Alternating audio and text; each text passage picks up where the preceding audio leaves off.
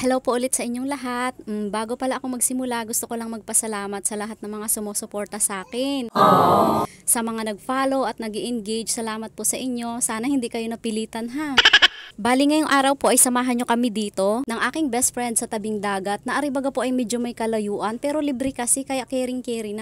Sana all. Tapos white sand pa. Wow! Bali naglatag muna kami dyan ng malong para dama ang pagpipiknik ko noon. Nakanin at ulam lang naman ang dala pero syempre okay na yun kaysa naman wala.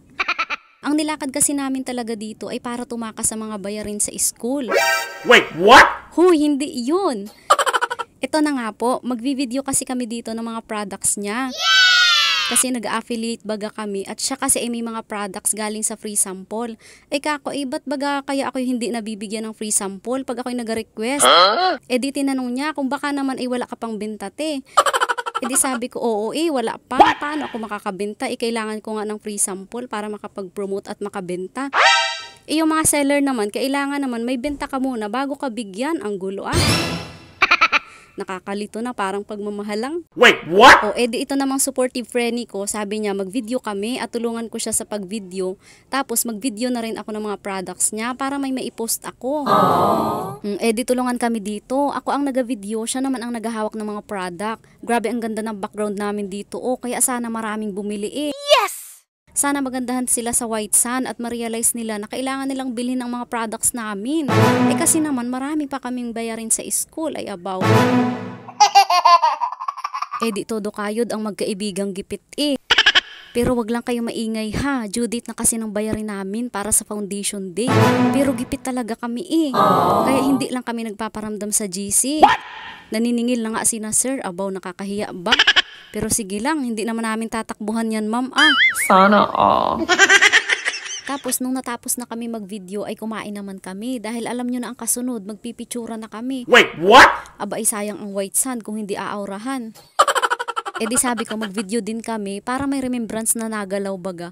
At gawa ng pagpicture laang ay di naman nagalaw. Tapos wala din naman mag-picture sa amin dalawa at kami nga lang dalawa ang andito.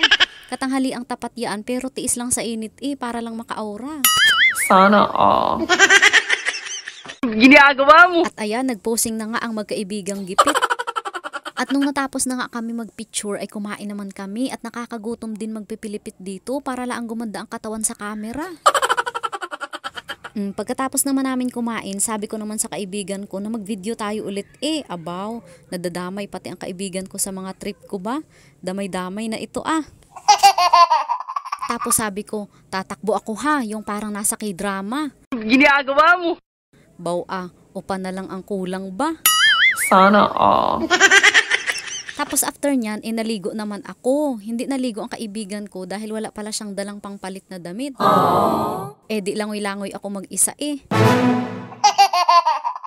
Ang tekniko lang talaga pag naliligo ako ng dagat, dapat hanggang hita o baywang lang ang tubig. Para pag nagatika-tika na ay matayo na lang ako at nang makahinga na, abay mahirap na.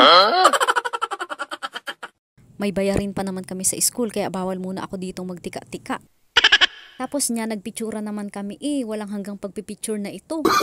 No. At inasulit kasi namin ang white sand, minsan lang ang baga makapunta sa puting buhangin kaya naman sinulit na. Sana all. Ganito pala kaganda dito. Ang alam ko kasi ay inabenta daw man din ito. Ano kaya? Bilhin ko na kaya? Wait, what? Parang bagay ako maglakad dito tuwing umaga ba. Tapos may ka-holding hands ay abaw. Hayahay.